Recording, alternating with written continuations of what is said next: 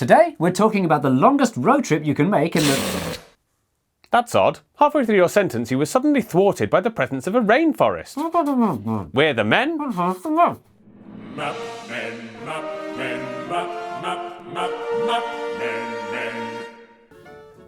Thank you. Our story starts in 1889 when US Secretary of State and failed presidential candidate James G. Blaine, who looked remarkably like the actor Stephen Fry, came up with an absolutely bonkers idea. A railway squiggling more than 15,000 miles from the top of North America all the way to the bottom of South America. So if you lived in New York and you had to attend a business meeting in Buenos Aires, you could get there in just a few minutes. Sounds pointless, but there was a good reason he wanted it built. James G. Blaine, who looked like Stephen Fry, was a strong proponent of Pan-Americanism, the notion that all nations on this continent have a shared destiny. The closer our nations work together, the safer, the more powerful, and the richer the United States will be. The richer we all will be.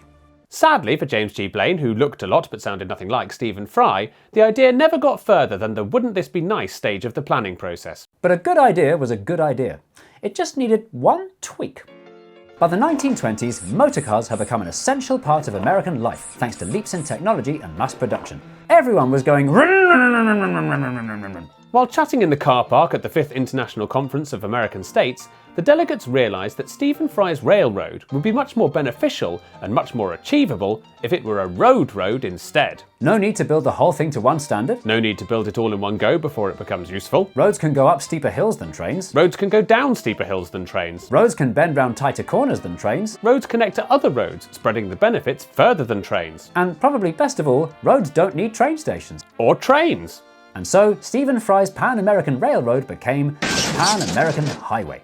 Mexico was the first country to complete their section in 1950, followed by El Salvador, Nicaragua, Peru, Argentina, Chile, until by 1974 there was a piece of Pan-American highway in all 14 countries on the route. Fancy a fantastic cross-continental road trip? I've got snacks! I've got sickness bands! And I've got Baby Shark! Do. Let's go!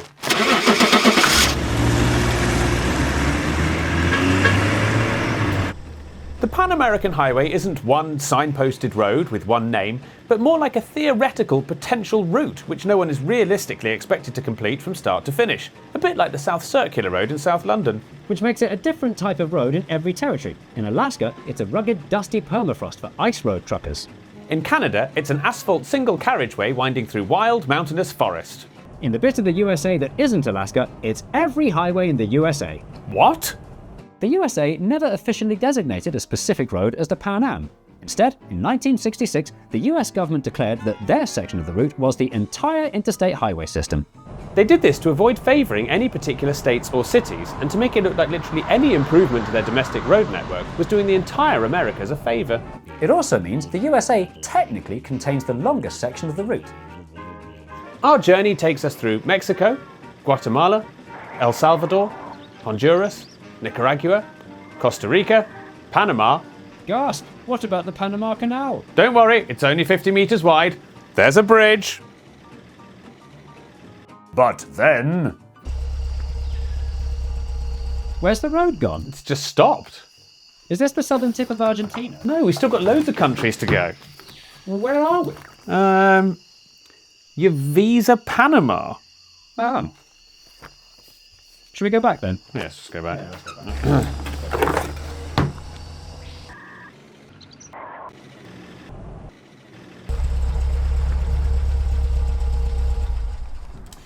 Well, that's a shame. I was really looking forward to my business meeting in Buenos Aires. So the Pan-American Highway is incomplete, and the only missing section on the entire route is arguably the most important one. On the knobbly bit of land connecting North and South America is a gap of about 60 miles, roughly the same as London to Brighton, where there are no roads at all. Many successive governments have tried over the last few decades to plug the gap and complete the road in the 1970s, 1990s and 2000s, but have never managed it. Which begs the obvious question. Why is Pingu's house so much bigger on the inside? Why has this last tiny section never been finished?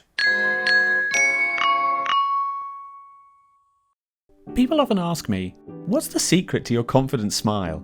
And I always tell them the same thing. There is no secret. I just use Surfshark VPN, the sponsor of this video. At first I thought it was too good to be true. But then I tried Surfshark VPN for myself, and I haven't stopped smiling since. 9 out of 10 dentists recommend Surfshark VPN, an app and browser extension that uses a secret formula to encrypt your data and online activity, protecting you when using public Wi-Fi or sending and receiving files. It also allows you to virtually change your location, letting you access overseas streaming services, as well as shopping discounts not available in your country, on an unlimited number of devices. For me, the results have been truly amazing. I feel like a new person in a different country. Simply click the link surfshark.com/mapmen in the description and use the code MAPMEN at checkout to get an extra 4 months for free. So if you're looking to regain that confident look, I say try Surfshark VPN. It's so good. It makes me happy. I just can't wipe the smile off my face.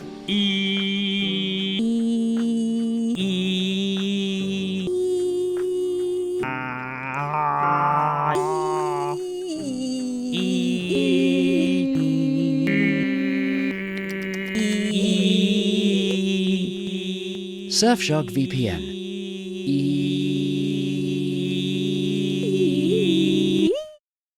The Pan American Highway has been in a state of infuriating unfinished limbo for more than 50 years. North and South America, despite sharing a land border, still behave like two totally unconnected continents. And it's all because of this. The area straddling the border between Panama and Colombia, where the two halves of the Pan American Highway almost meet, is known as the Darien. Darien?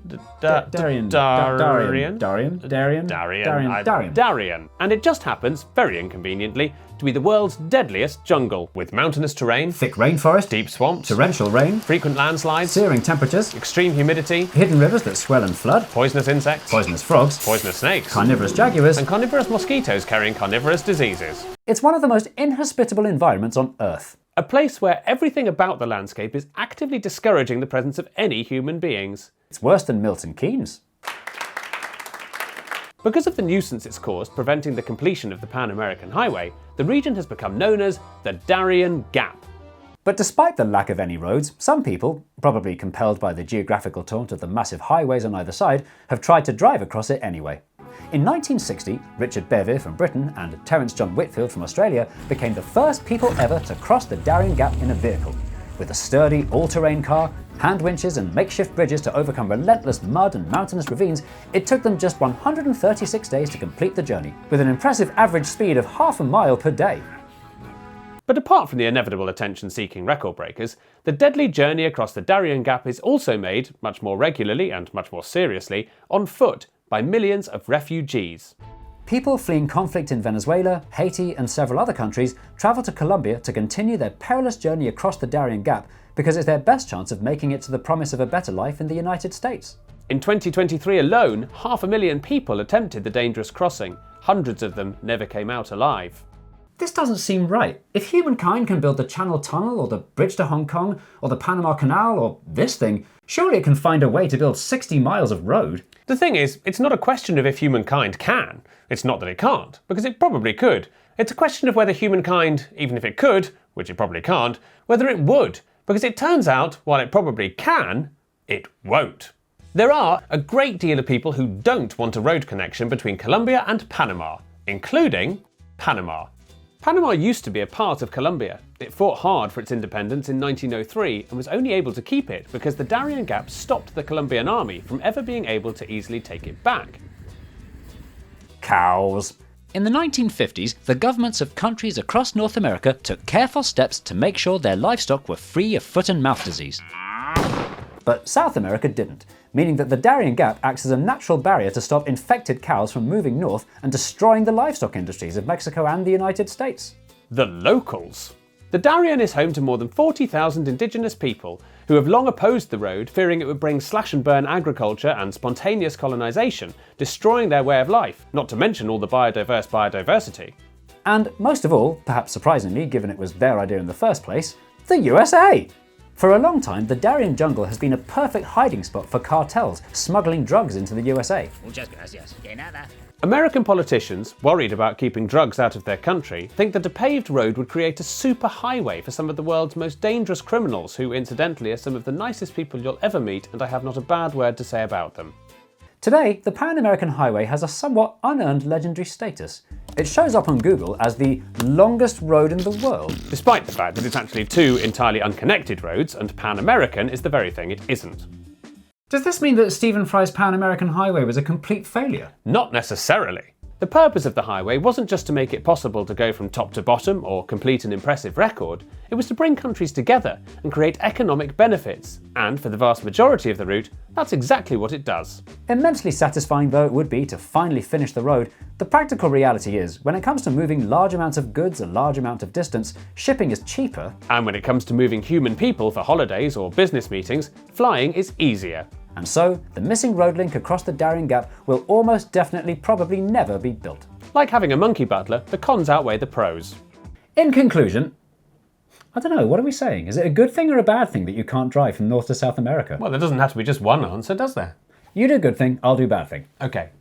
In a world where nations should be breaking down borders, building bridges and working ever closer together, it feels icky to be celebrating countries that have chosen to physically close themselves off from each other. But one thing we can agree on is, it's really annoying.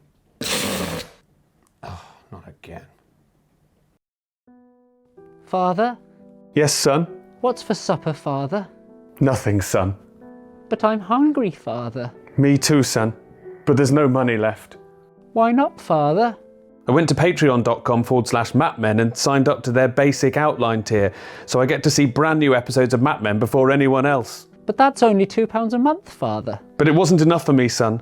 So I upgraded to the small legend tier to get my name in the credits and access to disc 1 of their DVD extras, including outtakes and deleted scenes. But that's only £5 a month, Father. Yes, and frankly it was a bargain. But it still wasn't enough for me, so I upgraded to their high-resolution vector tier to get access to DVD extras disc 2, including director's commentary on every episode, early versions and storyboards, and a chance to send in questions, plus my name in the credits in an even bigger font, all for £10 a month. I understand. Well, I suppose we'll have to go hungry then, Father. I'm afraid so, son.